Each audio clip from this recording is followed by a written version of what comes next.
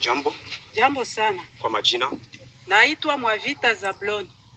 Mtoto wa nani? Mtoto wa hayati Zabloni. Baba yako aliwahi kufanya kazi gani?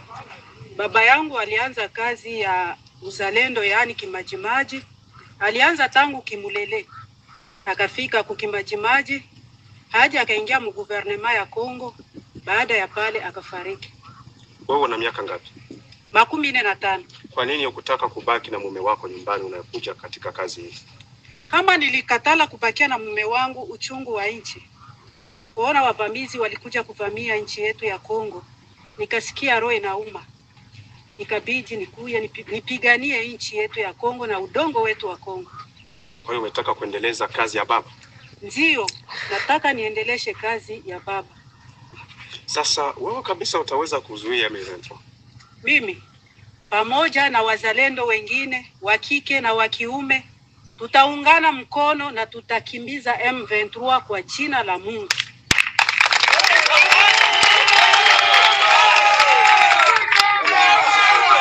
Wanawake wengine wanasema kwamba kazi ya kizalendo, kazi ya kijeshi, kazi ya kukamata silaha ni ya wanaume tu. Wewe unawaambia nini? Wanawake wote wakuje. Kizalendo sio ya wanaume tu, na wanawake wanapigana kwa ajili ya udongo ya mababu. Karibu kwa wanawake wote wa Kongo, wa province ya Sud Kivu, wa territoire ya Uvira, na wakaribisha wakuje wapambane kwa ajili ya M23 isivamie udongo wa mababu. Na wazalendo hamna mshahara. Sasa hii kazi itakusaidiaje wewe? Hii kazi sina hamu ya kupokea chochote, ila Mungu mwenyewe atatulipa kufatana na kazi ambayo tunaenda kufanya. Joseph Kabila yuko Goma, anafanya mazungumzo na watu wa tabaka mbalimbali. Vipi, uko tayari wewe kwenda kuongea naye? Hapana, mimi siko tayari kuongea na Joseph Kabila. Huyo ni adui wa nchi, adui wa Mkongomani. Lakini alisomesha watoto wako hapa, amesomesha raia wengi. Sasa leo amekuwa adui namna gani wakati anasema kwamba anahitaji amani irejee? Joseph Kabila hakusomesha watoto wangu.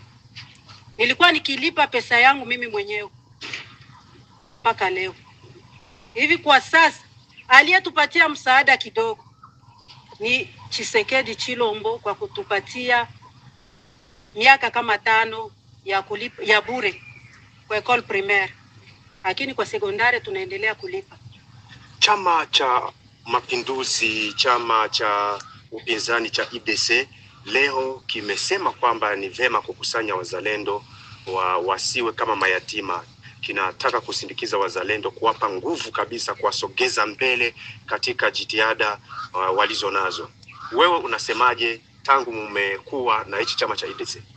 IDC naona itaendelea kutulea vizuri. Ijapo hakuja kuwa lolote, lakini umoja ni nguvu. Kufatana na IDC, tunajiunga pamoja kusudi tutumike pamoja na IDC. Wewe mama Zabuloni ukaamua tu kushika silaha. Mbona wanasema kwamba kuna mazungumzo kati ya serikali ya Kongo na M23? Kwa nini msisubiri tu mazungumzo kwanza ya timu? Cha kwanza wanasema mazungumzo leo na magharibi wanaenda pambana. Sisi hatuitike mazungumzo. Sisi ni raia ambao tulishika silaha.